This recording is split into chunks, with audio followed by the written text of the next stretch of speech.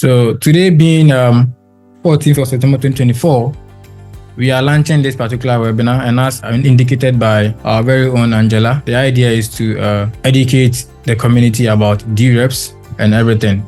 So when we say dRep, it is basically a shorthand for delegate representative. And who then is a delegate representative? That person basically is responsible for making decisions for the community. Now we'll look at who a delegator is. So a delegator basically is a person or an entity who decides to delegate their voting power to a dRep. So like I was saying earlier, any individual or entity who has ADA and is holding ADA. So it's either you're an ADA owner or ADA holder, right?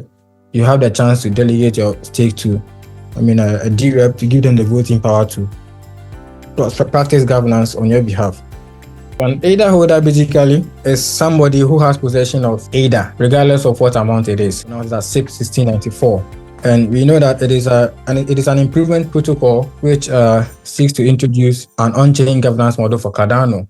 Now we are heading into it. So now you're going to look at the very first module. So the first one you're touching on is the Cardano's on-chain governance design. It has three main pillars. And the first one is the institutions.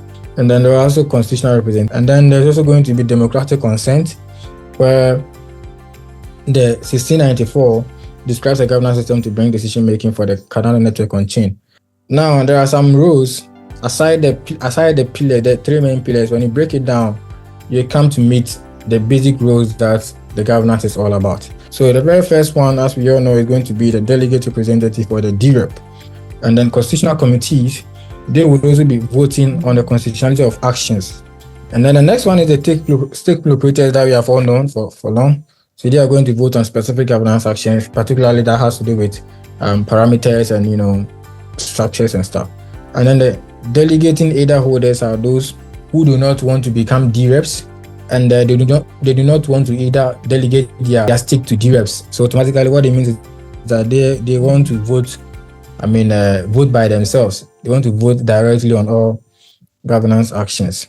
And then if you want to become a non-delegating ADA, so this is where you do nothing really. So you're just there, and then you're just holding your ADA, using it for nothing, right? Which is not really, a good thing as far as governance is concerned. Now, we are going to look at how these governance rules are attained. So we all start off by being ADA owners or ADA holders. So once you're an ADA holder, like I said earlier, there are five main things you can actually do as an ADA holder. So you can choose to become a dRep, you can choose to become a constitutional committee member, you can choose to run a stake pool by yourself, or you can choose to just delegate your stake to a dRep to participate in governance on your behalf, or you can choose to do nothing, basically. So when you choose to become a dRep, you will get your dRep ID, and you build yourself from there. You market yourself, get more delegators so that your voting power is heavy. And then if you also want to become a constitutional committee governance, constitutional committee member, you basically follow the public voting credentials and you form a quorum, and then you're good to go. And then as a stake pool, we all know how the stake pools run now. So you build your mining plant, and then you use it to run your stake pool. And if you want to delegate, you just look for a dRep that shares the same insight with you, and then you go ahead to delegate for them to participate on your behalf. But if you want to do nothing, you can just keep your ADA in your wallet and then sleep and hope that everything will go well for the community. But mind you, once your ADA is not in action, you probably will not get any staking rewards. So you would want to consider that. The governance action that are going to be proposed, they will have to go through a series of phases before they are enacted or probably expired. So this particular picture here gives us a very fair view of what it all looks like. So it starts from a governance action being submitted. Once it is submitted, it is allowed to be voted on by dReps, by stake pool operators, and by constitutional committees. But then the voting will be structured or based on what kind of governance action is being submitted. And then now, once these votes are collated, the next stage we are going to is whether this is going to be ratified or is going to be expired. So a governance action can only be ratified when it has received a maximum percentage of yes votes as against abstain and no votes. And then it will be expired if the abstain and no votes are more than the yes votes. But when there is a governance proposal, when there's a proposal to relinquish the duties of constitutional committees, automatically means that there is vote of no confidence here. So if at the end of the day a proposal is ratified, then we go ahead to enact it, then it becomes a law that we practice in the ecosystem. But if it is not, it is expired and it never get a chance to come back again into the ecosystem.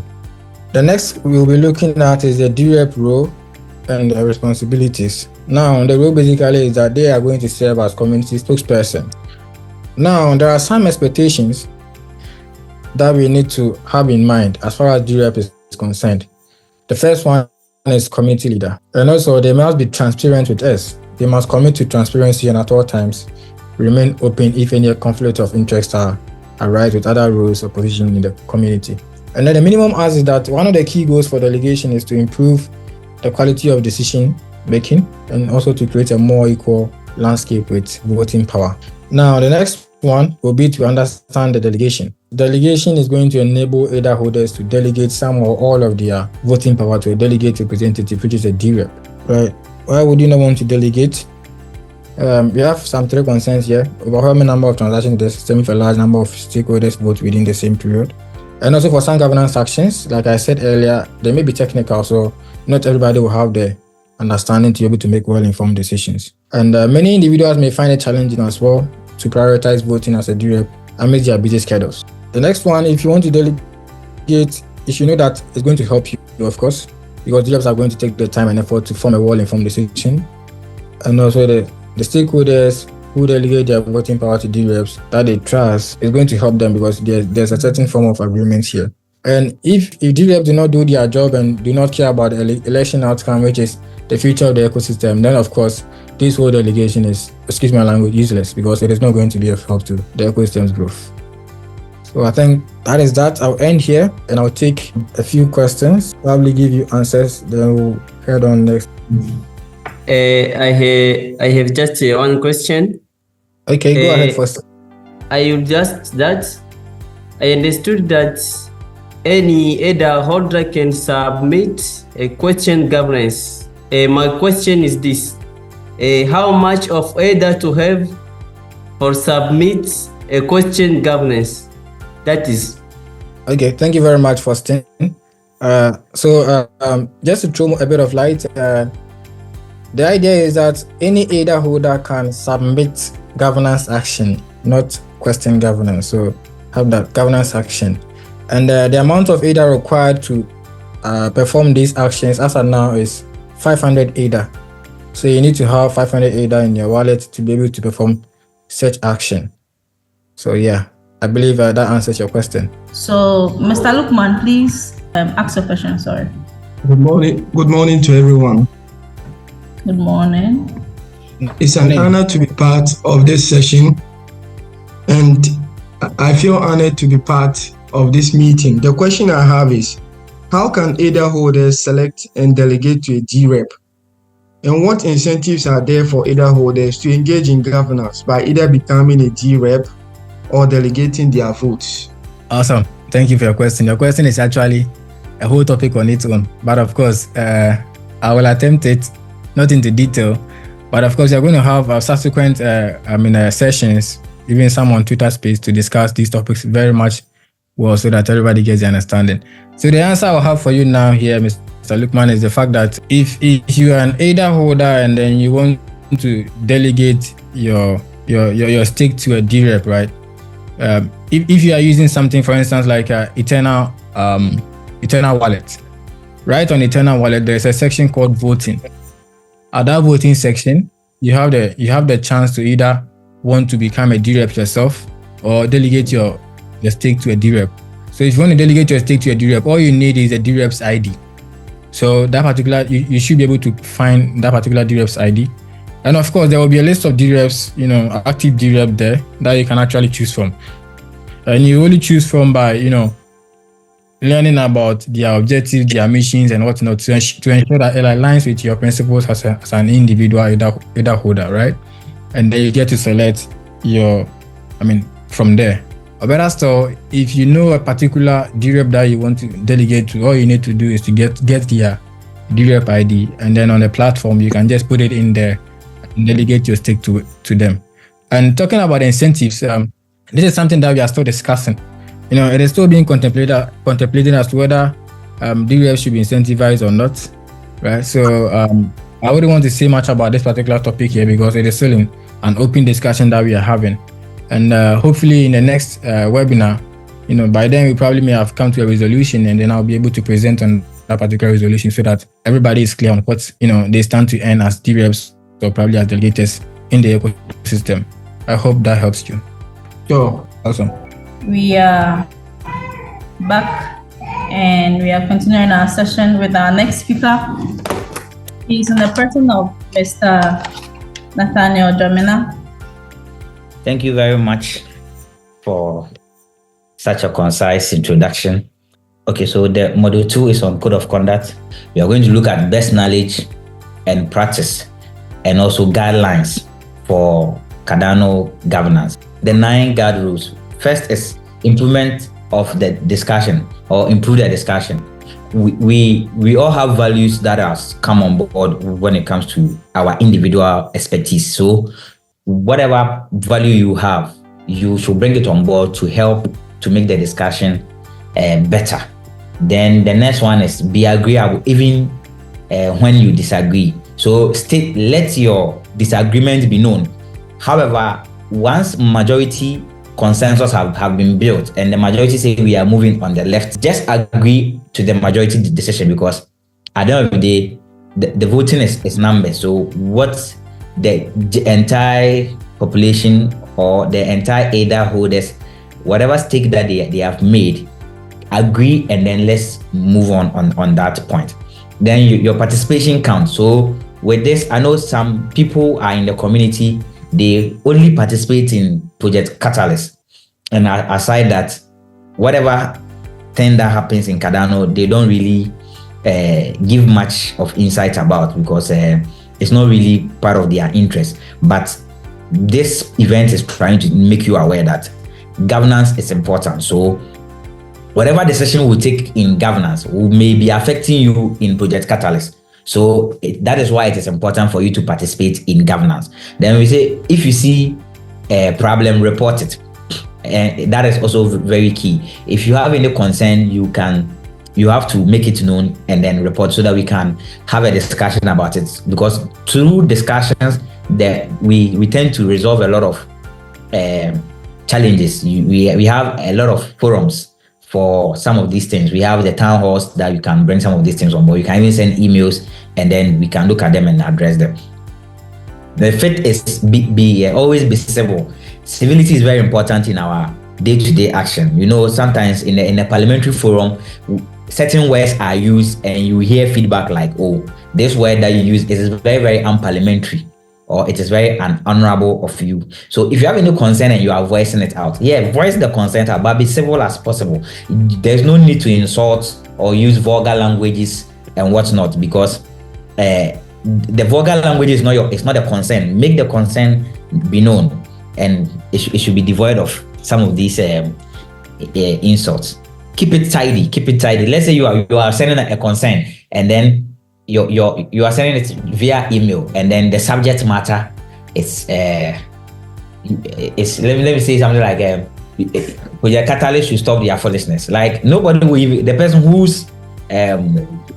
is receiving such an email will not even open it because of the subject matter, because nobody wants to open the subject matter that is insulting. Post only your own stuffs. This is very critical, because it prevents speculation as well. Multiple accounts. This in Fan 12, it was flagged, it was mentioned. So please, if you are participating as a dRep in governance, don't create multiple dReps and say and whatnot. It's not encouraging.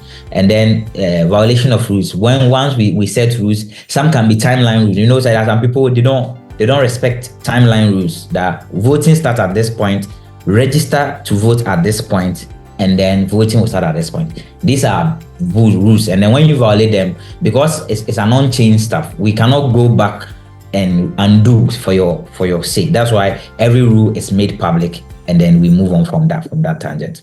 Then we have certain key elements. These elements, like we have mentioned, they are values. First is competence. So if you are here, you are considering to participate in governance. The first speaker, Nana Safo, has already mentioned how you can participate in governance, whether through dRep and then or constitutional committee, or you want to have your own stake pool. But in other forums, we were deciding whether stake pool should also participate in dReps and whatnot. But that's also part of code of conduct enters, because we have conflict of interest and whatnot. So in resolving some of this conflict of interest, we come up with this element. So first is competence. So in competence, you are looking at knowledge and resources. If you are running a dRep, you have the knowledge to run the dRep. You do have the resource. How many members of your staff are you going to commit them to review governance actions and then vote on? Then we have organization. So if you are participating with a dRep organization, it's very important that you do not run multiple dReps. It's very important that you don't run multiple dReps. That is the anti-cyber attack measure. And then you are also supposed to disclose any organization that you are part of. Then fairness. Your voting is critical to making a lot of changes within the Cardano ecosystem. So we don't take it for granted. And so if you are voting, we prefer votes that are fair, candid, and very objective.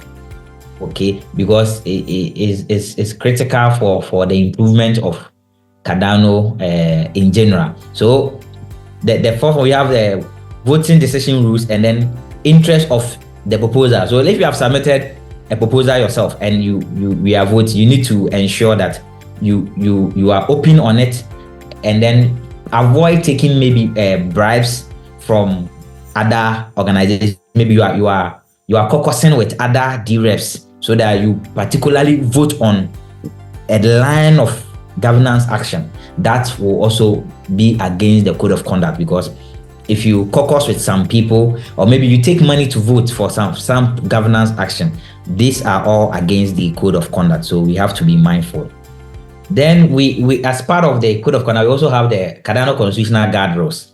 So here we look at immutability, because everything that is done on the blockchain, you can't change it, and also you cannot alter the history of the blockchain. And then we look at liveness of the parameters. So here you cannot disrupt the voting process. Everything is live. We have it on the blockchain and whatnot. And then you are going to be accountable for your voting. Your voting is going to be open to the public. It's verifiable, and it's going to be your responsibility. Then your suffrage. Everybody have rights. So when you are having your voting rights, you are delegating it to somebody, you are still voting. So that is why it's important for the dRep to disclose a lot of information to help you make an informed decision on which dRep to vote on and whatnot. And then the last part, sustainability. We look at economic properties. What are the capacity of the dRep? What are the staff equipment and whatnot that they have to run a good dRep for us? So let's look at some of the self-regulations samples that we have in the ecosystem. So on knowledge, we are looking at your area of expertise. So let's say we are builders, and we understand blockchain Cardano language, including Bluetooth, Haskell, and the rest. So if there's any technical issue, we have disclosed some of this. And then we talk about our resources. We are telling you that maybe our dRep chain, we have about 5 staff or 7 staffs that are working on it. 3 are non-technical staff, and then we have 4 who are technical, and they have about 20 hours a week to delegate on dRep. So you know that we have given you the 20 hours each person has 20 hours per week to give out on this on the dRep action. So it tells you that we have disclosed much information that you should be able to decipher whether if the team is capable to spend time and read proposals, or spend time and read governance action, and also understand it. These things are very key. And then you disclose some of these things. And then we look at the anti-cyber measure. We look at how can you prove to the community that you are not applying to multiple dRep under the cover, or maybe you are using both. So some people too are fan of creating multiple accounts and even multiple wallets to delegate different amount, because I don't see the essence in it, because if you have maybe 1,500 ADA and you split it into 3, that will be 500 ADA in each wallet, and you delegate one for another whatever. But at the end of the day, you realize that you have just split your strength. But if you put it all together, that's 1,500. You can delegate it to one stake pool or one dRep. That will make it more strong. And I remember when Nanasafo mentioned about whether if everybody must participate in the voting. If you are an individual person, you are voting, it may be insignificant because the community is wide, it's global. You understand? So maybe your need may not be represented, but if a dRep tells you this, put out all these informations out, and you delegate to them, you can hold that dRep to accountable, because whatever delegation that you are making with them, dRep can hold forums that can make you know, okay, these are the governance actions that are coming. We want to know what our community is thinking so that we know the line of action we can vote on. The dRep can do. I don't know how many of us are able to hold forums with our parliamentarian to tell them that, oh, there is e-levy coming, so we want you to vote no against it. We don't have that chance in our body democracy that we have in Ghana. But this in a liquid democracy, you are able to get that. Now, coalition measure, this one is also very important. How do you consult the opinion of other dReps? So you need to show your thought processes. So look at this. I said that if you refer to the other opinion of other dRep and the opinion group to which you belong, how would that show the process, and how would you get feedback? So you should be able to, as a dRep, you should be able to show all these things, and you find out how does the dRep even take feedback from you as you delegating to them. All these things are very essential to equipping the dRep to be, let's say, more participatory, more open, more transparent, so that we make sure that we follow code of conduct rules that will assist us and make us help all of us make informed decisions. So it said that the self-disclosure of coalition said detail your available resources, availability, and organizations and affiliations. It's very important, because let's say, like the example I use, if you don't have time, you don't have resources, you don't disclose your affiliation, it will be very it will not be conducive for people to even select you as a dRep to delegate their vote to, because they need to know which interest are you standing for. If let's say a governance action is coming against maybe stake pools in Africa, what is your interest? Are you representing Africa interest, or you are not representing Africa's interest? You should be able to state some of these things. So the more you make it known, the more we are able to trust the dRep. And openness for the blockchain is key to building trust. If you hide anything, you don't get our trust. Voting decisions, these are thought processes. How does what was the thought process of your organization? So here we have some samples. Are you or an organization part of a dRep that will vote on all governance actions, or are there some governance action that you abstain from? What criteria do you use to select the governance action you will be voting on, and how do you decide to abstain from voting? What decision processes do you use for deciding or against a governance action? So you realize that this particular pointers or questions that are asking is key for a dRep to answer some of these questions, so that if people are delegating to you, they know how your thought processes are as a dRep. Then let's look at the interest of the proposer. So what is the dRep policy on economic interest related to the governance process, such as trading vote, economic interest in the proposal voted on? And then the last one, it says the policy on token marketplace for governance, if applicable. So these are sample questions for. So what are, in every governance activity, we have conflict of interest. There may be members in your DREP that have submitted proposals. If you have some of these people that have submitted proposal, do you just vote for them because they are your members, or you have a criteria for voting? And so if, regardless of whether the person is your member or not your member, once those criteria are met, you vote for the person regardless of the person being a member of your dRep. So these are key things to clearly define. It's like an in-house policy rules that prevent against conflict of interest. Okay, thank you very much for being with us through this session. I'll end here. Thank you very much. I believe we have been educated by our two most wonderful and prestigious speakers. It's time for our game, and as I mentioned earlier, we'll be putting a link in the chat box, and please, when you click on the link, enter your official name, and you have approximately 30 seconds to select the option, and click next after you are done, and then have fun. Now, when it's time for, monetary issues and awards and rewards, we call in the big guys. Do you get that? So I'll be handing the stage over to our biggest guy, Mr. Christopher, to take over. Yeah, hello. Good afternoon. Thank you, Madam Moderator. Thank you. Okay, I'm Christopher Fokuekins, a member of the dRep chain. Okay, so now it's time for a fun and exciting trivia game. It seems like we've all been attentive throughout, and I'm happy we are all here still live at the moment. It's 58 participants. That's amazing and that's awesome. Thank you all for being here.